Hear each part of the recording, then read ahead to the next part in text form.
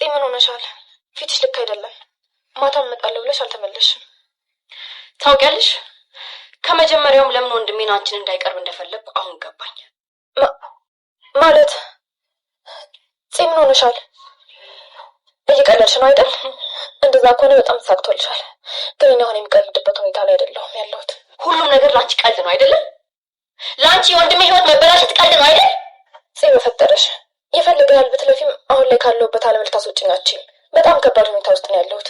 ወይኔ ሲሆን ቆይ አንቺ ልጅ አሁንም እየቀለድኩ ነው እንደሚመስልሽ? ንገሪኝ እስኪ ከአንቺ ጋር መጫወት ድርጅት ይመለስልኛል? ሀብታችንን ቤታችንን በአንቺ ምክንያት አጣ። ይሄው በአንቺ ምክንያት እኔና ወንድሜ እዚህ ቤት ውስጥ ጥገኛ ሆነን እየኖርን ነው። አሁን ገና ቤዛ ስላንቺ ራስ ወዳድነት የነገረችኝ ነገር ትዝ አለ። ሲበዛ በጣም ራስ ወዳድ ነሽ። ያለንን ነገር ሁሉ በአንቺ ምክንያት አጣ። እባክሽ ተረጋጊና ሁሉንም ነገር ነው እነግርሻለሁ። ዝም በይ። ምንም ነገር መናገር አይጠበቅብሽም። ትሰሚኛለሽ ይፍያት? አንቺ ለወንድሜ የምትገዢ ሴት አይደለሽ። ቤተሰቦቻችን ስንት ለውጥ ያገኙትን ንብረት በአንቺ ምክንያት አጣ። ትሰሚኛለሽ ይፍያት? በጣም አድርጌ ነው የምጠላሽ።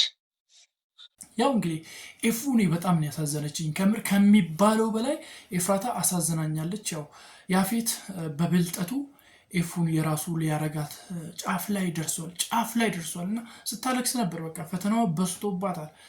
መጀመሪያ ላይ ታገተች፣ እዛ ሲያሰቃያት ነበር። ከዛም ከወጣች በኋላ ሊተዋት አልቻለም። በቃ እግር በእግር ነው የሚከተላት ማለት ነው።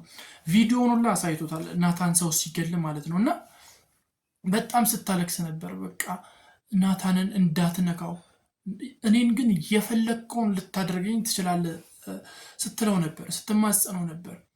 ቪኒፍ ያፌት ሰው አስቀምጦ ነበር ፖሊስ ጣቢያ ውስጥ ፍለሹን ይስጥ ወይስ አይስጥ ምናምን ብሎ ሲያማርጣት ነበር። ከዛም በኋላ በቃ በራሷ ላይ ወሰነች።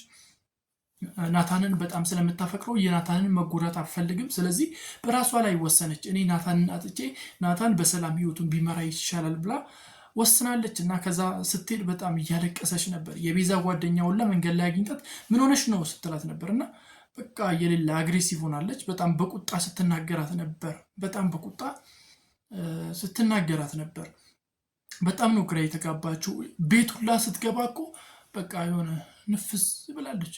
በቃ አዝና ልቧ ተሰብሮ ምናምን ገኒ ሁላ ስታወራት ደህና ነኝ ምናምን ብላ አልፋ ሄደችው። ያው ናታንም ሊያወራት ሞክሮ ነበር፣ ግን ያው በቃ ተወኝ አለችው። እሱንም ላለማውራት ምናምን በጣም ነው እንትን ያለችው ማለት ነው። ተከራከረችው። ተወኝ በቃ ነው ያለችው። ተወኝ ምክንያቱም እውነታውን ከነገረችው ያፌት ያላትን ያፌት የነገራትን ከነገረችው ያፌት ቀጥታ ምንድነው የሚያደርገው? ያፌት ምንም አያደርግም። ናታን ራሱ ካወቀ እጁን ለፖሊስ ይሰጣል። ስለዚህ ያው ናታንን ታጠዋለች በዚህኛውም በዛኛውም መንገድ ማለት ነው። ስለዚህ ላለመናገር ነው የወሰነችው። ልክ ያፌት እንዳላት ለማንም ትንፍሽ እንዳትይ እንዳላት ላለመናገር ነው የወሰነችው። ከዛን ያው ናታን በፂ በኩል ምን እንደሆነች ሁላ ሲያስጠይቃት ነበር። ነገር ግን ለፂም ልትነግራት አልቻለችም። በቃ ድብቅ ሆናለች። ግን አክፋት ላይዋ ላይ ስቅስቅ ብላ ስታለቅስ ነበር። ብቻ በጣም ከባድ ነው፣ ያሳዝናል። በሌላ በኩል ደግሞ ስናይ ቢኒያምና ፂ በጣም ሲጫወቱ ሲያወሩ ምናምን ነገር ነበር እና ማታ ላይ ወደ ቤት ሲሸኟት ዳጊና ጓደኛው ውጪ ላይ ቆሞ ሲጠብቋት ሰላም ከተባባሉ በኋላ የዳጊ ጓደኛ ማለትም አቤል ፂን ሰላም ሲላት እጇን ነው የሳማት። ቢኒያም ተንገበገበ፣ ቢኒያም ተቃጠለ።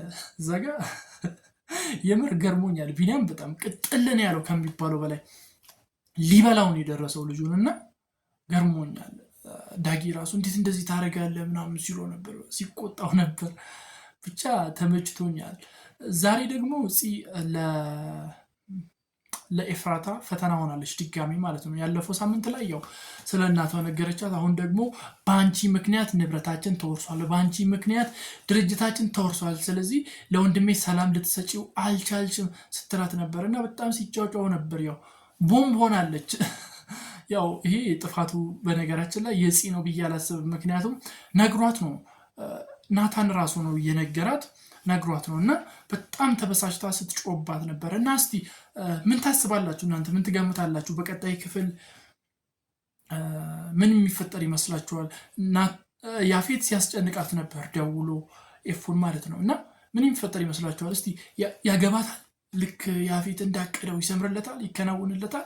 ያገባታል ወይስ አያገባትም የሚለውን ሀሳብ አስተያየቶቻችሁን በኮሜንት መስጫ ሳጥን ላይ ያስቀምጡልኝ። ታዲያ ለዚህ ቻናል ደግሞ አዲስ ከሆናችሁ ሰብስክራይብ ማድረግ እንዳይዘነጋ።